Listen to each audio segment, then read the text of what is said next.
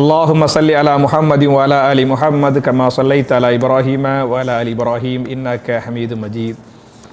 اللهم بارك على محمد وعلى آل محمد كما باركت على إبراهيم وعلى آل إبراهيم إنك حميد مجيد. أعوذ بالله من الشيطان الرجيم. بسم الله الرحمن الرحيم. يا أيها الذين آمنوا كتب عليكم الصيام كما كتب على الذين من قبلكم لعلكم تتقون. قال رسول الله صلى الله عليه وسلم سجد وجهي للذي خلقه وشق سمعه وبصره بحوله وقوته رواه أبو داود.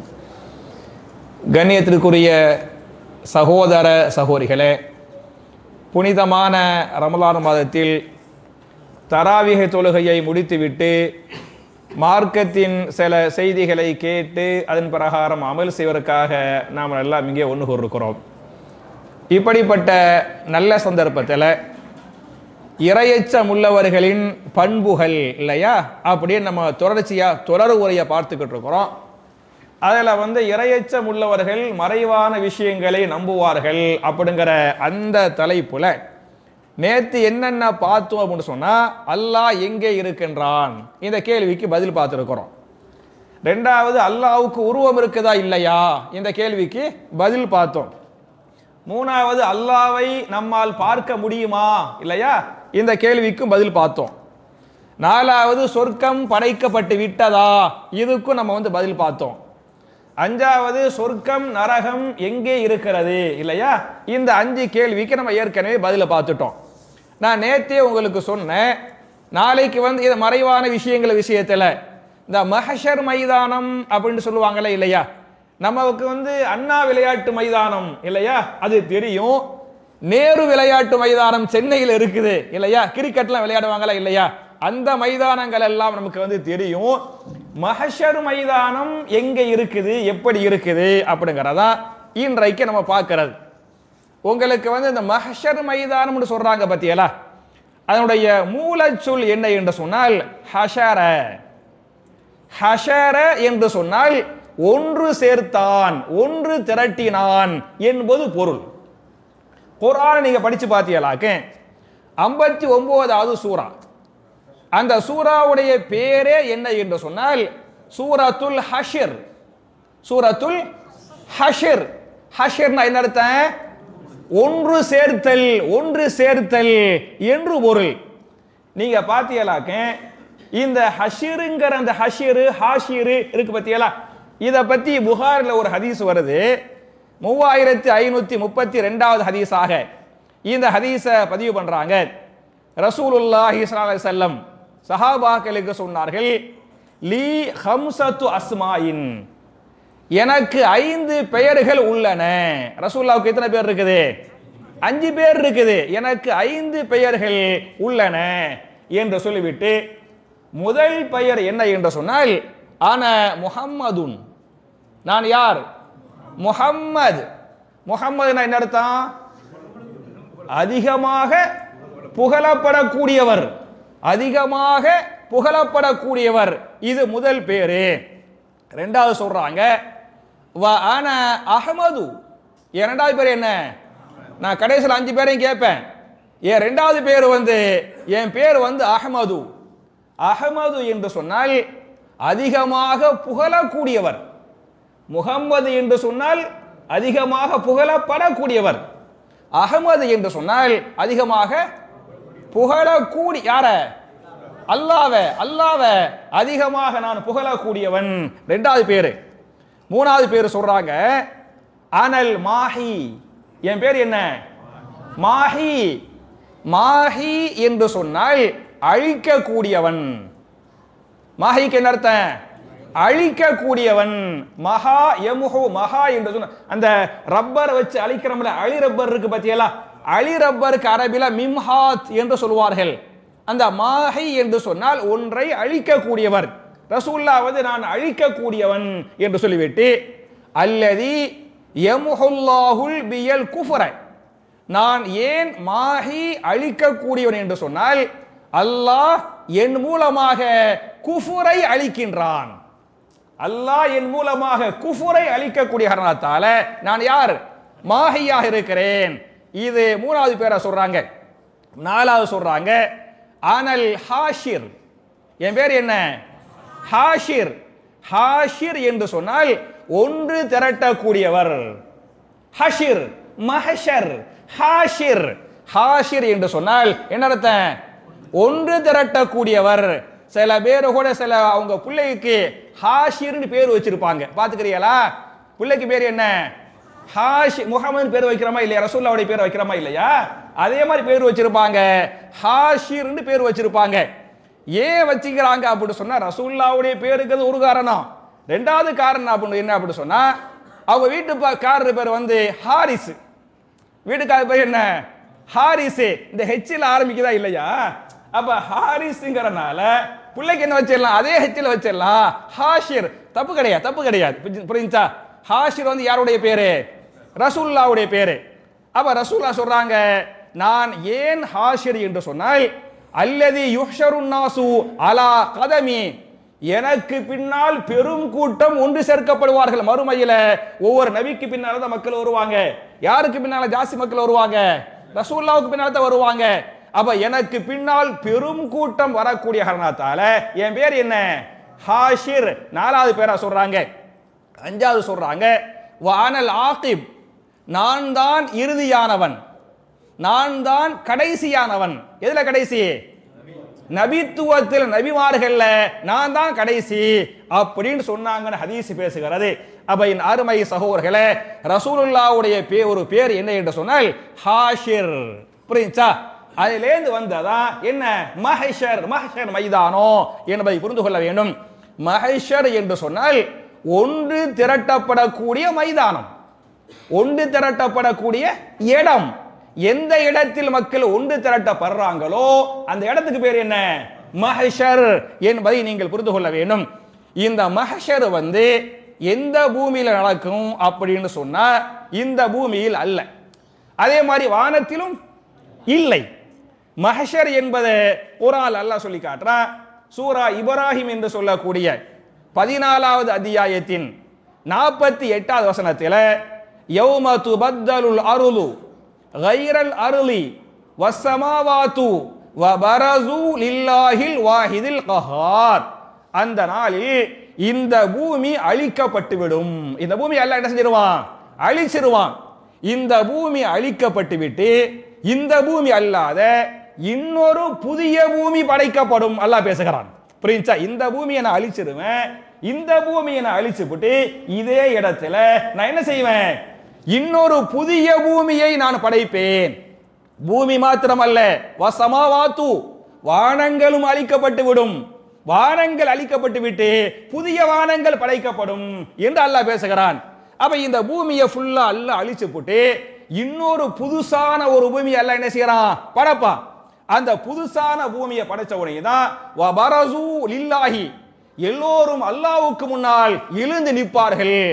லில்லாஹில் வாஹிதில் கஹார், அனைத்தையும் ஆண்டு அனைத்தையும் அடக்கக்கூடிய அந்த ரப்புக்கு முன்னால் மக்கள் என்ன செய்வார்கள்? எழுந்து நிற்பார்கள் என்று அல்லாஹ் பேசுகிறான். அப்ப மஹஷர் என்பது இந்த பூமியில தான் இருக்கும். ஆனா எந்த பூமி இல்ல? இந்த பூமி இல்ல. இந்த பூமி அழிக்கப்பட்டு விட்ட பிறகு புதிய பூமி படைக்கப்பட்டு அந்த பூமி நடக்கும் அப்படின்னு குர்ஆனிலே அல்லாஹ் சொல்லி காட்டுறான். இதை பற்றிய ஒரு ஹதீஸை இமாம் புகாரி தங்களுடைய சஹீஹுல் புகாரியின் 6521வது ஹதீஸாக இந்த ஹதீஸை பதிவு பண்றாங்க. யுஹஷருன் நாசு யௌமல் கியாமா, மக்கள் எல்லாம் அந்த மஹஷர் மைதானத்திலே ஒன்று திரட்டப்படுவார்கள். அந்த மஹஷர் மைதானம் எப்படிப்பட்ட மைதானமாக இருக்கும் என்று சொன்னால் அலா அருளின் பைலா, வெள்ளை வெளியேறென்ற மைதானமாக இருக்கும். அந்த பூமி எப்படி இருக்கு? அல்லாஹ் புதிய பூமியை படைப்பான்ல, அந்த புதிய பூமி எந்த கலர் இருக்கேன்? வெள்ளை வெள்ளேன்னு இருக்கேன் அப்படின்னு சொல்லிப்பட்ட ரசூலுல்லாஹ் சொல்றாங்க. அஃபரா க குர்சத்தி நகியின், அதாவது ரொட்டி இருக்கு பத்தியலா, அந்த ரொட்டி சுடுறாங்க. அந்த ரொட்டி உடைய மாவை பொறுத்தவரை அந்த மாவுல வந்து உமியோ தவிடோ இல்லாமல், உமினா என்ன? உமினா தவிடுனா என்ன? சரி வச்சுக்கிறோம். உமினா உமி, தவிடுனா தவிடு. புரியுதா? அந்த அதுல வந்து உமியே இல்லாமல் தவிடே இல்லாமல் அப்படி நைஸா அரைக்கப்பட்ட அந்த வெள்ளை வெள்ளைங்கிற மாவு இருக்கு பார்த்தீங்களா, அந்த நைஸா அரைக்கப்பட்ட வெள்ளை வெள்ளைங்கிற மாவுல ரொட்டி சுடப்பட்டால் சரியா, அந்த ரொட்டி எப்படி இருக்கு பாத்தீங்களா, அதே மாதிரிதான் என்ன இருக்கு, அந்த பூமி வெள்ளை வெள்ளேன்னு அந்த புதிய பூமி அல்லாஹ் படைப்பான்ல, அந்த புதிய பூமி அந்த வெள்ளை வெள்ளேங்கிற அந்த ரொட்டி மாதிரி இருக்கும் அப்படின்னு ரசூலுல்லாஹ் சொல்லிவிட்டு சொல்றாங்க. லைஸ ஃபீஹா மஅலமுன் லி அஹதின், அந்த பூமியில் எந்த அடையாள சின்னங்களும் இருக்காது. என்ன அடையாளம் இருக்காது? அந்த பூமியில மரம் இருக்காது, அந்த பூமியில பில்டிங் இருக்காது, அந்த பூமியில மலை இருக்காது, அந்த பூமியில் மேடு பள்ளங்கள் இருக்காது. இந்த மாதிரி எந்த அடையாளங்கள் இல்லாமல் அந்த வெட்டவெளி மைதானமாக இருக்கிறது, வெள்ளை வெள்ளையேடு புதிய மைதான ரொட்டி துண்டு ரொட்டி மாறி அதுதான் மஹ்ஷர் மைதானமாக அப்படித்தான் இருக்கு அப்படின்னு ரசூலுல்லாஹி ஸல்லல்லாஹு அலைஹி வஸல்லம் சஹாபாக்களுக்கு மஹ்ஷருடைய மைதானத்தை சொல்லி காட்டுறாங்க. இத இமாம் இப்னு கதீர் அவர்கள் இந்த மஹ்ஷர் மைதானத்தை பத்தி சொல்றாங்க. அது எப்படி இருக்கும் என்று சொன்னால், கல் ஃபில்லத்தில் பைலா நகியா, அதாவது வெள்ளி இருக்கு பத்தியலா, அந்த வெள்ளி உருக்கி ஊத்தப்பட்டால், வெள்ளி அந்த வெள்ளி அப்படி உருக்கி ஊத்துனா இருக்கு பத்தியலா, அந்த மாதிரி அப்படி பளிச்சின் இருக்கு. அந்த மைதானத்தை பொறுத்தவரை லம் யஸ்ஃபகு ஃபீஹா தமுன், அந்த பூமியில் ஒரு சொட்டு ரத்தம் கூட சிந்தப்பட்டிருக்கா. இந்த பூமியில நிறைய ரத்தம் வந்து சிந்தப்பட்டிருக்கேன், ஆனால் அந்த பூமியை பொறுத்தவரை ஒரு சொட்டு ரத்தன செஞ்சிருக்காது, சிந்தப்பட்டிருக்காது. வலம் யஅமல் அலைஹா ஹதியாத்துன், அந்த பூமியில் எந்த தவறுகள் எந்த பாவங்களும் செய்யப்பட்டிருக்காது. மட்டுமல்லாமல் அந்த பூமி எப்படி இருக்கும் என்று சொன்னால், யன்ஃபிதுஹுமுல் பஸரு, கண்ணுக்கு எட்டிய தூரத்தில் நீங்கள் மக்களை பார்க்கலாம். எந்த பில்டிங் அதெல்லாம் மரப்பு கிரப்பு எதுவுமே இல்லாம கண்ணுக்கு எட்டிய தூரத்தில் நீங்கள் மக்களை பார்க்கலாம். வயஸ்மஉஹுமு தாஇய, அங்கே ஒரு தாய் வந்து கூப்பிடுவார்ல, மலக்குகள் வந்து கூப்பிடுவாங்கல்ல, அதையெல்லாம் நீங்கள் காதுகளை என்ன செய்யலாம், கேட்கலாம். அப்ப கண்ணுக்கு எட்டிய தூரத்தில் பார்க்கக்கூடிய வெள்ளை வெளியேற என்ற ஒரு மைதானம் இருக்கிறது, இந்த பூமி அல்லாத புதிய பூமி, அதுதான் மஹ்ஷர் மைதானமாக இருக்கிறது என்கிற இந்த ஆயத்துக்கு தஃப்சீராக இமாம் இப்னு கதீர் ரஹ்மத்துல்லாஹி அலைஹி இந்த செய்தியை பதிவு பண்றாங்க. மட்டுமல்லாமல் என் அருமை சகோதரர்களே, என் அருமை தாய்மார்களே, அந்த புதிய பூமியில நிழலே இருக்காது. ஏன் நிழல் இருக்காது? பில்டிங் இருந்தாதான் நிழல் இருக்க போகுது, மரம் இருந்தா தானே இருக்க போகுது. அந்த புதிய பூமியில் என்ன இருக்காது? நிழலே இருக்காது என்று ஹதீஸ் பேசுகிறது. மட்டுமல்லாமல் அந்த புதிய பூமியில் மஹ்ஷர் அல்லாஹ் எழுப்பி விசாரிப்பான்ல, அந்த விசாரணை சமயத்துல சூரியன் இருக்கு பத்தியலா, சூரியன் இருக்கு, சூரியன் எங்கே இருக்கும் என்பதை பற்றி இந்த ஹதீஸ் பேசுகிறது. இமாம் முஸ்லிம் தங்களுடைய சஹீஹ் முஸ்லிமில் 2864வது ஹதீஸாக இந்த ஹதீஸ் பதிவு பண்றாங்க. துதுனா ஷம்சு யௌமல் கியாமா, அந்த மஹ்ஷர் மைதானத்தில் அல்லாஹ் சூரியனை பக்கத்திலே கொண்டு வருவான். எவ்வளவு நெருக்கமாக கொண்டு வந்து வைப்பான் என்று சொன்னால், கமிக்தாரி மீலின், ஒரு மைல் அளவுக்கு தூரத்தில். எவ்வளவு தூரம்? நம்ம தலைக்கு சூரியனுக்கு ஒரு மீல் இன்னைக்கு எத்தனையோ கோடான கோடிக்கு முன்னால இருக்குது. அந்த சூடு தாங்க முடியாம ஏசி தேவைப்படுது, ஏசி இல்லாம தூக்க வர மாட்டேங்குது இல்லையா? ஆனால் மஹ்ஷரை பொறுத்தவரை அந்த சூரியன் எங்கே இருக்கும் என்று சொன்னால், கமிக்தாரி மீலின், தலையிலிருந்து ஒரு மீல் அளவுக்கு தூரத்தில் இருக்கேன் என்று சொல்லிவிட்டு இந்த ஹதீஸை அறிவிக்கின்ற ஒரு அறிவிப்பாளர் சொல்லுவாங்க, அரபியில மீல் என்று சொன்னால் 2 அர்த்தம் இருக்குது. ஒரு மைலுக்கும் நாங்க மீல் என்று சொல்லுவோம். சுருமா போடுறாங்கல்ல குச்சி, சுருமா பாட்டல்ல குச்சி இருக்குமே, அதை தொட்டு தொட்டு சுருமா போடுவாங்கல்ல, அந்த குச்சிக்கு என்னதான் அரபில பேரு? மீல். ஒரு ஜான் தான் அந்த குச்சி இருக்கேன், அதுக்கு மீல் தான் சொல்லுவோம். அப்ப ரசூல் ஸல்லல்லாஹு அலைஹி வஸல்லம் வந்து ஒரு மீல் சொன்னாங்களே, ஒரு ஜானை சொன்னார்களா அல்லது ஒரு மைலை சொன்னார்களா என்று எனக்கு தெரியாது என்று இந்த அறிவிப்பார் அறிவிக்கிறாரு. அப்ப ஒரு ஜானை விடுங்க, மயிலை வச்சுக்கிறங்க. ஒரு மயிலே இருந்தால் எவ்வளவு பயங்கரமா அந்த சூடு இருக்கு, எவ்வளவு மோசமா எவ்வளவு பயங்கரமா இருக்கும் அப்படிங்கிறதுக்கு இந்த ஹதீஸ் வந்து அழகான ஆதாரம். அப்படிப்பட்ட கடும் வெயிலில் கடும் சூட்டில் நிழலே இல்லாத அந்த இடத்துல மக்கள் எப்படி ஒன்று கூட்டப்படுவார்கள் என்று சொன்னால், அதை பற்றிய ஒரு ஹதீஸை இமாம் புகாரி தங்களுடைய சஹீஹுல் புகாரியின் 6527வது ஹதீஸாக இந்த ஹதீஸ் பதிவு பண்றாங்க. துஹ்ஷரூன, நீங்கள் எல்லாம் ஒன்று திரட்டப்படுவீர்கள் மஹ்ஷரில். எந்த நிலையில் என்று சொன்னால், ஹுஃபாத்தன், செருப்பணியாத நிலையில், அந்த கடுமையான சூட்டுல என்ன இருக்காது, யாருடைய காலிலேயே செருப்பு இருக்காது. மட்டுமல்லாமல் ஒராத்தன் நிர்வாணமாக ஒன்று செய்யப்பட்டு, யாருட்டு ஆணுக்கு சரி பெண்ணுக்கு சரி என்ன இருக்காது, ட்ரெஸ் ஆடை இருக்காது. நீங்கள் செருப்பு அணியாதவர்களாக, அதே மாதிரி ஆடை இல்லாத நிர்வாணமானவர்களாக, சுன்னத்து செய்யப்படாதவர்களாக நீங்கள் எல்லாம் ஒன்று திரட்டப்படுவீர்களே, அந்த மஹ்ஷருக்கு நீங்கள் பயந்து கொள்ளுங்கள், அந்த நாளைக்கு நீங்கள் பயந்து கொள்ளுங்கள். அந்த நாள் என்பது படுபயங்கரமானது என்று அல்லாஹ் பேசுகிறானே. அப்ப என் அருமை சகோதரர்களே, என் அருமை தாய்மார்களே, இதுதான் மஹ்ஷர் மைதானம், இப்படித்தான் இருக்கு, அது வந்து பயங்கரமா இருக்கு என்பதற்கு இந்த ஆயத்து, இந்த ஹதீஸ்கள் அழகான ஆதாரம். மட்டுமல்லாமல் நம்ம கைபுல இன்னொன்னையும் சேர்த்து நம்பனே, அந்த மஹ்ஷர்ல நாளைக்கு மறுமையில ஒரு பாலமும் இருக்கும். மறுமையில என்ன போடப்பட்டிருக்கேன், ஒரு பாலம் போடப்பட்டிருக்கும். அந்த பாலம் எங்கே போடப்பட்டிருக்கும் என்று சொன்னால், எங்கே போடப்பட்டிருக்கேன், நரகத்திற்கு மேல், நரகத்திற்கு மேல் ஒரு பாலம் போடப்பட்டிருக்கும். அந்த பாலத்தை ஒவ்வொருவர்களும் கடந்தே ஆக வேண்டும். யாரும் அந்த பாலத்தை கடக்காம இருக்கவே முடியாது. எல்லாரும் என்ன செஞ்சிடவனே, அந்த பாலத்தை கடக்கணும். அதை தான் நம்ம ஊர்ல என்ன சொல்லுவாங்க அப்படின்னு சொன்னா, அந்த பாலத்துக்கு பேர் என்ன, சிராத்துல் முஸ்தகீம் பாலம். அந்த பாலத்துக்கு அப்படிலாம் பேரு கிடையாது. நம்ம ஊர்ல பாலத்துக்கு பேர் வைக்கிறாங்கல்ல, இது அண்ணா மேம்பாலம், இது பெரியார் மேம்பாலம் பேர் வைக்கிறாங்கல்ல, நம்ம ஊர்ல இப்படி பேர் வைக்கிறனால நம்ம ஊர் அஜர்த்துமார்களே அந்த மறுமையுடைய பாலம் இருக்கு பத்தியல, அதுக்கு சிராத்துல் முஸ்தகீம் பாலம் அப்படின்னு, இது மேரின் தமிழ்நாடு. அந்த அந்த பாலத்துக்கு பேர் வந்து நம்ம தமிழ்நாட்டு ஆலிமுசாக்கள் வச்சுக்கிட்டாங்களே தவிர, அல்லாஹ்வுடைய ரசூலோ அந்த பாலத்துக்கு பேர் வைக்கல. ஆனா என்ன இருக்குது, என்ன இருக்குது, பாலம் இருக்குது. நம்ம மக்கள் பாலத்துக்கு பேரை வச்சுக்கிட்டு அல்லாஹ்வே சொல்லிட்டான்ல, இஹ்தினா சிராத்துல் முஸ்தகீம், அப்ப அது பேர் இருக்குல்ல, அப்படி வாங்க, இதன் நேரான வழியை எனக்கு காட்டுவாயாக, நேர் வழியில் நடத்துவாயா, அப்படி நம்ம இங்க துவா செய்யறோமே தவிர அந்த பாலத்துக்கு இந்த பேர் வந்து இல்ல என்பதை நீங்கள் புரிந்து கொள்ள வேண்டும். அப்படி ஒரு பாலம் இருக்குது. அந்த பாலத்தை பற்றிய ஹதீஸை இமாம் புகாரியே சஹீஹுல் புகாரியின் 7439வது ஹதீஸாக இந்த ஹதீஸை பதிவு பண்றாங்க. நாளை மறுமையில நரகத்திற்கு மேலே ஒரு பாலம் போடப்பட்டிருக்கும்.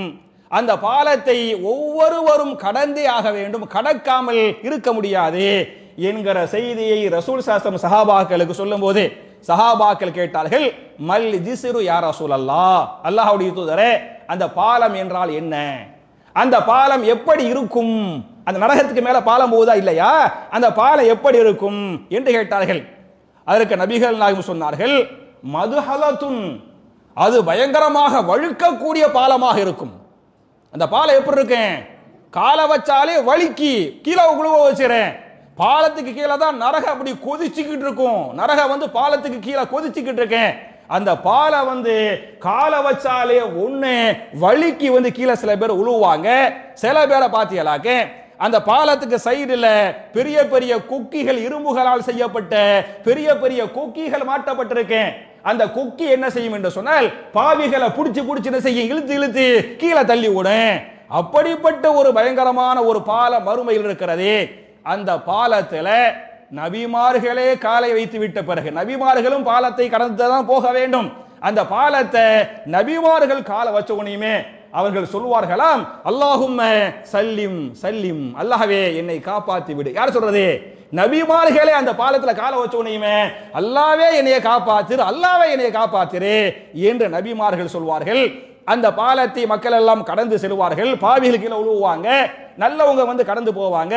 அந்த கடந்து போகக்கூடிய ஸ்பீடு இருக்கு பார்த்தீங்களா, சில பேரை பொறுத்தவரை கண்ணிமைக்கும் நேரத்தில் கண்ணை சிமிட்டிட்டு முழிக்கிறமா இல்லையா, அதுக்குள்ள எங்க போயிருவாங்க, பாலத்தை கடந்து சொர்க்கத்துக்கு போயிருவாங்க. அவங்க அவங்க செஞ்ச நன்மைக்கு தகுந்த மாதிரி, அந்த நன்மைக்கு தகுந்த மாதிரி ஸ்பீடாக அந்த பாலத்தை கடப்பாங்க. ரொம்ப நன்மையை செஞ்சவங்க கண்ணை அப்படி மூடிட்டு முழிக்கிறோம் பத்தியலா, அதுக்குள்ள எங்க போயிருவாங்க, பாலத்தை கடந்து சொர்க்கத்துக்கு போயிருவாங்க. இப்படி சில பேர் எவ்வளவு வேகமா போகணும்னு சொன்னா, கல் பருக், பருக்னா என்ன, மின்னல், மின்னல் வேகத்திலே சில பேர் பாலத்தை கடப்பார்கள். சில பேரை பொறுத்தவரை வர்ரீஹ், காற்று, காற்று வேகத்திலே சில பேர், சில நல்லவர்களை பொறுத்தவரை, கெட்டவங்க உள்ள விழுந்துருவாங்க. நல்லவர்களை பொறுத்தவரை கண்ணி மைக்கும் நேரத்திலே மின்னல் வேகத்திலே காற்று வேகத்திலே பாலத்தை கடப்பார்கள். சில பேர் எப்படி கடப்பார்கள் என்று சொன்னால் வஜாவீதுல் ஹைல், வேகமாக ஓடக்கூடிய குதிரை இருக்கிறது, அந்த குதிரை ஸ்பீட்ல போய் என்ன செய்வாங்க, அந்த பாலத்தை கடப்பார்கள் என்றெல்லாம் சொல்லிவிட்டு சொன்னார்கள். அந்த பாலத்தை கடக்கக்கூடிய முதல் நபர் யார் என்று சொன்னால் யாரு கடப்பாங்க? யாரு பாலத்தை கடக்கக்கூடிய முதல் நபர் யாரு?